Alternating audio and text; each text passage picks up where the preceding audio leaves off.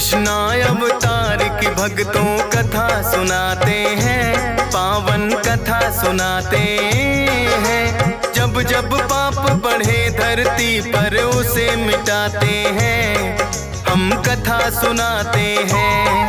हम श्री कृष्णा अवतार के भक्तों कथा सुनाते हैं, पावन कथा सुनाते हैं। जब जब पाप बढ़े धरती पर उसे मिटाते हैं, हम कथा सुनाते हैं। हे श्री कृष्ण भगवान हम करें तुम्हें प्रणाम। हे श्री कृष्ण भगवान हम करें तुम्हें प्रणाम।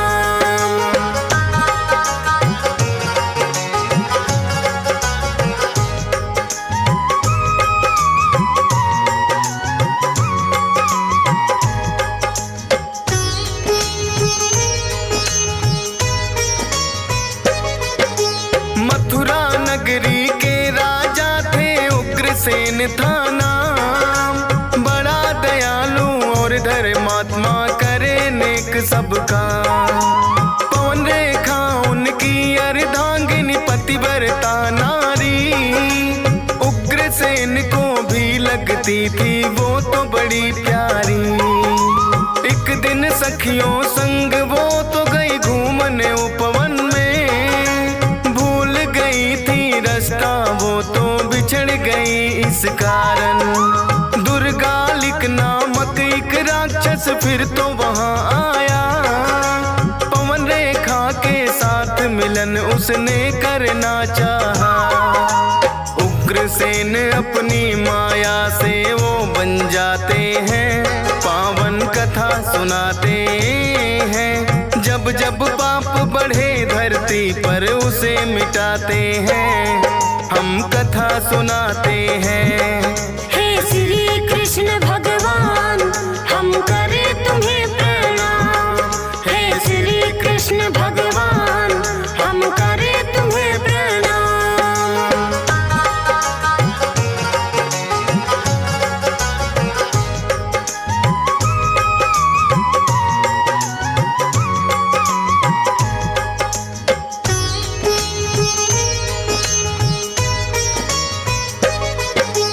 उग्रसेन बन पवन रेखा के पास में वो आया, बोला रूप तुम्हारा है मेरे मन को भाया। काम सताए मुझको देवी दे दो रति का दान। पवन रेखा तो उसकी असलियत ना पाई पहचान, करके वो मकसद पूरा फिर असली रूप में आया। भला बुरा फिर पवन रेखा ने उसको खूब सुनाया, बोला देवी भूल को मेरी कर देना तुम माँ। करता हूँ विनती तुमसे ना देना मुझको श्राप। कह कर तुमको बाझे ताने लोग सुनाते हैं, पावन कथा सुनाते हैं। जब जब पाप बढ़े धरती पर उसे मिटाते हैं, हम कथा सुनाते हैं। हे श्री कृष्ण भगवान हम करें तुम्हें प्रणाम।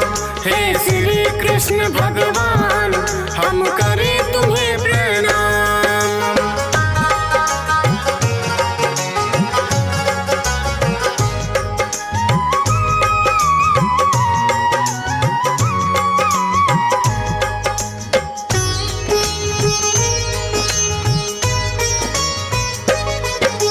रखना तुम ये राज दबा कर बाहर नहीं बताना, होगी प्राप्ति पुत्र रत्न की कोई न देगा ताना।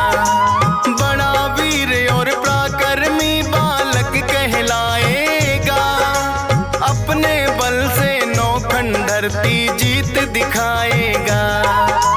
इतना कहकर दर मलिक तो अंतर ध्यान हुआ, उग्रसेन को भी तो ना इस बात का ज्ञान हुआ।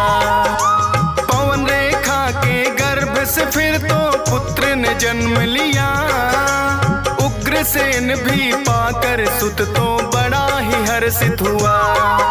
भविष्य जानने को उसका पंडित बुलवाते हैं, पावन कथा सुनाते हैं। जब जब पाप बढ़े धरती पर उसे मिटाते हैं, हम कथा सुनाते हैं।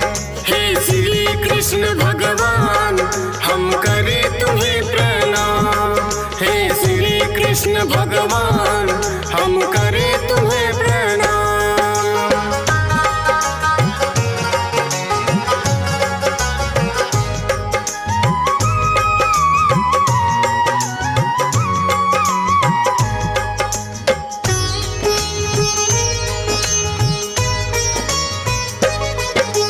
बोले पंडित बालक ये तो बड़ा ही होगा बलवान, किंतु अपने शक्ति पे इसको होगा अभिमान।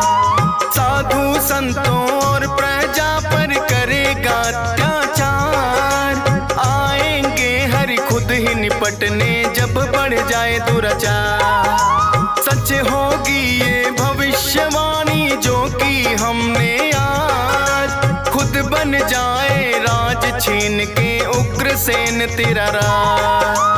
होकर बड़ा कंस ने फिर तो कर दिया काम वही, राजगद्दी फिर अपने पिता से उसने छीन है ली।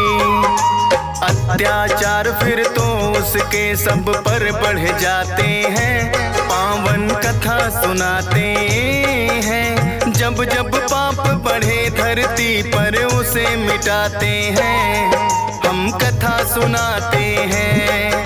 हे श्री कृष्ण भगवान हम करें तुम्हें प्रणाम।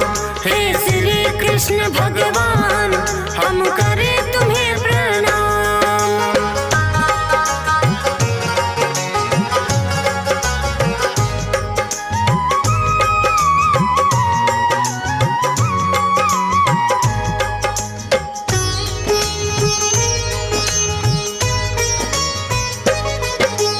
एक चचेरी बहन कंस की नाम देवकी था, वासुदेव के साथ विवाह बड़ी धूमधाम से हुआ। कंस छोड़ने अपनी बहन को चला उसकी ससुराल, सुनी है अंबर वाणी उसने आया निकट तेरा का। आठवां पुत्र देवकी का तेरा वध करने आए, सोचा कंस ने क्यों ना